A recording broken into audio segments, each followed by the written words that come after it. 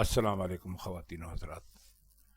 आज आपको यहाँ पर गालिब और मीर के अलावा किसी और शायर की गज़ल देखकर हैरत हो रही होगी, लेकिन हमें ये काम इसलिए करना पड़ा कि हमारे एक करम फरमा ने ख़ास तौर पर इस गज़ल के लिए फरमाइश की थी।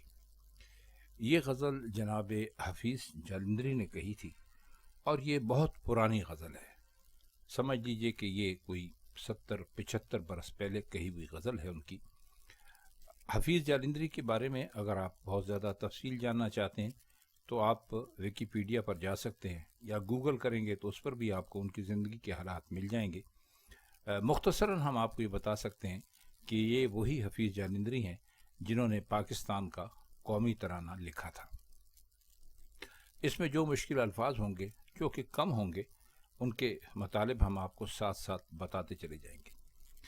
इस गज़ल के बारे में एक बात और भी अर्ज़ कर दें, इसका जो पहला शेर है यानी मतला है वो दुरुस्त ये है, हुस्न ने सीखी गरीब आज़ारियाँ, इश्क की मजबूरियाँ लाचारियाँ। बाज़ जगह पर ये हुस्न ने सीखी कड़ी आज़ारियाँ भी मिलता है, लेकिन हमारी अपनी तहकीक के मुताबिक वो दुरुस्त नहीं है। दुरुस्त यही है, हुस्न ने सीखी गरीब आज़ारियाँ। तो चलिए शुरू करते हैं। हुस्न से मुराद उनकी यकीनन अपना महबूब या अपने महबूब हैं, और आज़ार कहते हैं तकलीफ़ को, दुख को, दर्द को। और आप मजबूरियाँ और लाचारियाँ का मतलब तो हमारे सभी दोस्त जानते ही होंगे, इसलिए उनके बारे में मज़ीद बात करने की ज़रूरत नहीं है। तो शेर एक तरह से अपने महबूब का गिला है, लेकिन इस शेर में एक छुपी हुई बात यह है कि फरमाते वो हैं कि हुस्न ने तो सीख ली गरीबों को दुख और तकलीफ़ और परेशानियां देने की आदतें, लेकिन इश्क की मजबूरियां हैं और लाचारियां हैं। और वो ये हैं कि इश्क कभी हुस्न का गिला नहीं करता।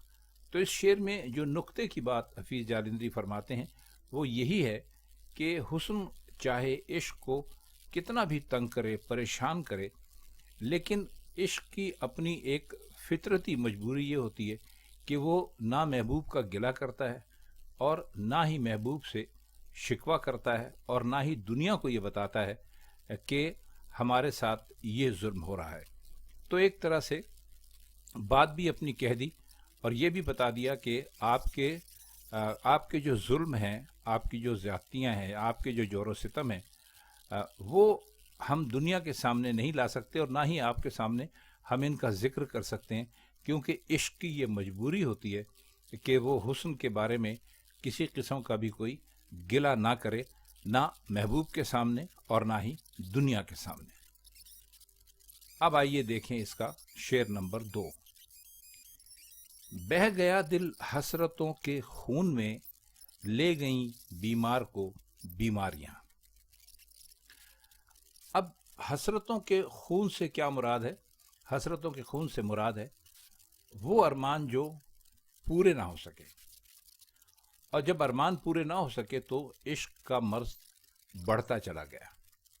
अब बीमारियां जो इन्होंने लिखा है, अगर आप इसको पहले मिसरे से मिलाकर देखें तो जहां पर हसरतों का जिक्र किया गया है तो दरअसल ये हसरतें ही एक तरह की बीमारियां हैं। ले गई का मतलब यह है मार डाला, ख़त्म कर दिया, दुनिया से पर्दा करने पर मजबूर कर दिया।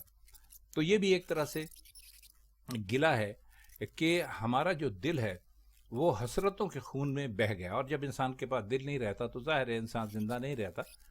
तो कहते हैं कि बस हमें यही बीमारियां लगी हुई थी। बीमार से मुराद उनकी यहाँ पर आशिक है। आशिक को बीमार उन्होंने कहा है। अक्सर शोरा अपने आप को इश्क का बीमार कहते हैं, तो हफीज़ ने भी यही कहा। तो फरमाते ये हैं कि हमारा दिल क्या था, बस हसरतें ही हसरतें थीं, और वो हसरतें खून होती गईं, और वो हसरतें खून बनकर हमारे दिल पे लगीं, और हमारा दिल भी खून हो गया, और इस तरह से हमारे अरमान पूरे नहीं हो सके। तो हम इश्क के अंदर, इश्क के बीमार होकर हम ख़त्म हो गए।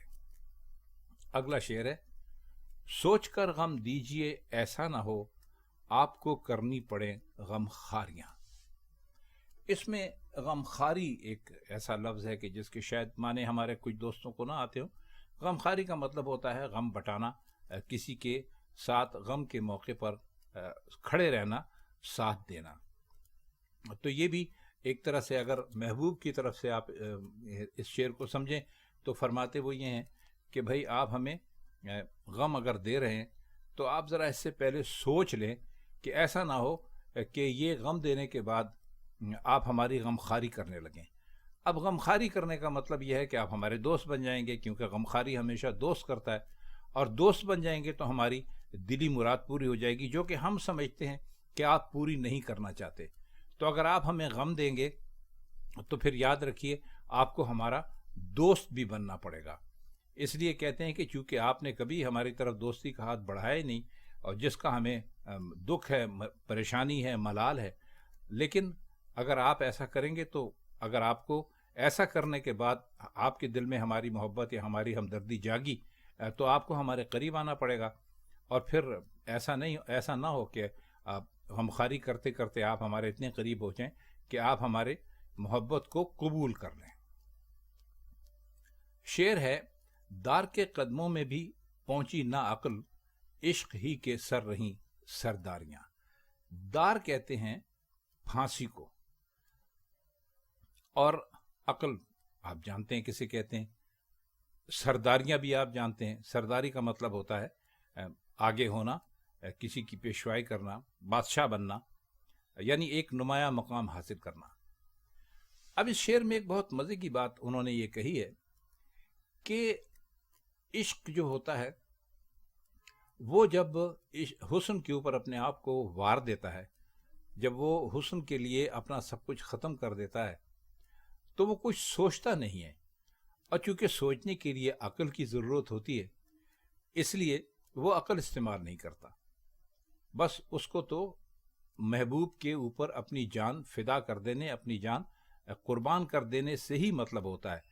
تو اس طرح حسن کے مقابلے میں عشق کا درجہ بڑھا ہوا ہوتا ہے، کیونکہ عاشق عقل کا استعمال نہیں کرتا۔ دیکھیے جب آپ عقل کا استعمال کرتے ہیں تو پھر کہیں ایسا نہ ہو جائے، کہیں ویسا نہ ہو جائے کہ جو مشکل ہے آپ اس میں پڑے رہتے ہیں۔ تو کہتے ہیں کہ عشق کرتے وقت عقل کا استعمال تو ہونا ہی نہیں چاہیے، کیونکہ جس عاشق نے عقل استعمال کی وہ کسی نہ کسی موقع پر پیچھے ہٹ جائے گا، لیکن جس نے عقل استعمال نہیں کی، جس کو عشق کا سودا ہوا، وہ کبھی بھی اگر مگر میں نہیں پڑے گا، وہ پھانسی کے تختے پر چڑھ جائے گا۔ تو اس لیے عشق میں عقل کا کوئی کام ہے ہی نہیں، اس لیے عشق کرنے والوں کو عقل سے کوئی کام نہیں لینا چاہیے، ورنہ عشق کے سر پر جو سرداری ہے، سرداری کا جو تاج ہے وہ ختم ہو جائے گا۔ اس لیے عشق کرتے وقت ہمیشہ اپنے آپ کو عقل سے دور رکھنا چاہیے۔ شعر ہے، ایک طرف جن سے وفا قیمت طلب، ایک طرف میں اور میری ناداریاں۔ اس شعر میں ایک عام دنیا کے جو معاملات ہیں ان پر بات کی گئی ہے۔ جن سے وفا کا مطلب ہوتا ہے وفا کی شے یا وفا کی چیز، قیمت طلب کا مطلب ہوتا ہے وہ جو قیمت مانگتی ہے۔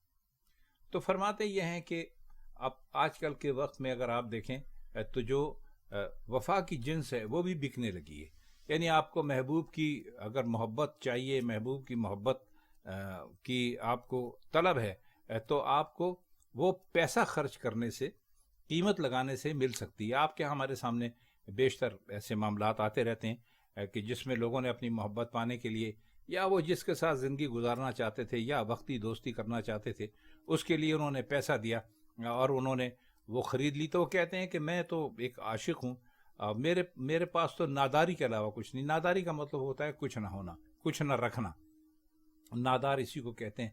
تو کہتے ہیں کہ یہاں پر تو محبت کے سودے چل رہے ہیں، محبت کے قیمتیں لگ رہی ہیں، تو میرے جیسے آدمی کی یہاں پر کیا قیمت ہو سکتی ہے؟ وہ جن سے وفا جو ہے وہ تو قیمت مانگ رہی ہے، ہمارے پاس تو کچھ بھی نہیں ہے سوائے محبت کے۔ تو ایک طرح سے حسرت کا اظہار کیا ہے کہ بھائی ہمارے پاس تو صرف ناداریاں ہیں، غریبی ہے، پریشانی ہے، پیسہ نہیں ہے کہ ہم پیسے سے آپ کی محبت خرید سکیں جیسے کہ دوسرے لوگ خرید رہے ہیں۔ شعر ہے، ہوتے ہوتے جان دوبھر ہو گئی، بڑھتے بڑھتے بڑھ گئیں بیزاریاں۔ غزل تقریباً اسی دکھ کے پوری کی پوری غزل موڈ میں کہی گئی ہے۔ دوبھر کا مطلب ہوتا ہے مشکل ہو جانا، تو ہوتے ہوتے جان دوبھر ہو گئی۔ کہتے ہیں کہ وقت گزرنے کے ساتھ ساتھ ہمیں زندگی گزارنا بھی بہت مشکل ہو گیا، اور بڑھتے بڑھتے ہماری جو بیزاریاں تھیں وہ بہت زیادہ ہو گئیں۔ تو آپ جانتے ہیں کہ یہ سب کسی تکلیف کے موقع پر یا کسی پریشانی کے موقع پر انسان ایسی باتیں کرتا ہے۔ تو فرماتے یہ ہیں کہ اب ہماری جو زندگی ہے اس سے ہماری بیزاری اتنی زیادہ ہو گئی ہے کہ اب ہمیں اپنی جان یعنی اپنی زندگی گزارنا مشکل ہے، اور جان بھی ہمیں ایک طرح کا بوجھ لگنے لگی ہے۔ اور یہ آہستہ آہستہ ہوا ہے، یعنی ہوتے ہوتے ہوا ہے۔ اگر ہمیں شروع میں کوئی سنبھال لیتا، کوئی اٹھا لیتا، تو شاید ہماری یہ حالت نہ ہوتی۔ لیکن بہرحال اس وقت تو ہماری جو جان ہے وہ دوبھر ہو چکی ہے، اور ہمیں اپنی زندگی سے بیزاری کے علاوہ اور کچھ بھی دکھائی نہیں دے رہا ہے۔ آخری شعر ہے، تم نے دنیا ہی بدل ڈالی میری، اب تو رہنے دو یہ دنیا داریاں۔ اس میں بھی اپنے محبوب کو مخاطب کرتے ہیں۔ دنیا داری کا مطلب یہ ہوتا ہے دنیا کو دکھاوا کرنے کے لیے، دنیا کے سامنے دکھاوا کرنے کے لیے، یا کسی شخص کے سامنے دکھاوا کرنے کے لیے اس سے جھوٹ بولا جائے، وہ کام کیے جائیں جو کام کرنے کے لیے اندر سے من چاہتا نہیں ہے لیکن وہ کام کرتے ہیں۔ تو فرماتے یہ ہیں کہ اپنے محبوب سے کہ تمہیں میری محبت کے جواب میں تم نے مجھ پہ جو ظلم کیے، ستم کیے، مجھے اس طرح پریشان کیا، دکھی کیا، یہاں تک کہ میری لیے تو جان بھی میری دوبھر ہو گئی۔ تو اب جب میری یہ حالت ہو گئی ہے تو تم میرا حال پوچھنے کے لیے آئے ہو، اب مجھ سے مسکرا کر بات بھی کر رہے ہو اور مجھے دلاسا بھی دے رہے ہو۔ تو کہتے ہیں اب یہ دنیا داری ہے، اب اس کو رہنے دو، کیونکہ عشق میں میرا جو حال ہونا تھا، مجھے جس طرح تباہ ہونا تھا وہ تو میں تباہ ہو چکا۔ تو تم نے میری دنیا ہی بدل ڈالی۔ میں پہلے ہنستا بولتا خوش و خرم انسان تھا، لیکن جب تمہارے عشق کے آزار میں پڑا تو میں ہر طرح سے برباد ہو گیا، اور اب تم میرے پاس ہمدردی کرنے کے لیے آئے ہو۔ تو اب یہ ایک طرح کی دنیا داری تم میرے ساتھ کر رہے ہو جس کا اب کوئی فائدہ نہیں ہے، تو اب تو رہنے دو یہ دنیا داریاں۔ تو خواتین حضرات، یہ حفیظ جالندھری کی غزل کے چند اشعار، ان کے مشکل الفاظ کے معنی تھے۔ ہم نے کوشش کی ہے کہ اس کو اس طرح آسان لفظوں میں سمجھائیں کہ ہمارے وہ دوست جنہوں نے اس کی فرمائش کی تھی اس کو پوری طرح سمجھ جائیں۔ تو آپ سے ملاقات ہوتی ہے کسی اور موقع پر، غالب یا میر کے کلام کے ساتھ کسی اور محفل میں۔ تب تک کے لیے ہم چاہتے ہیں آپ سے اجازت۔ خدا حافظ۔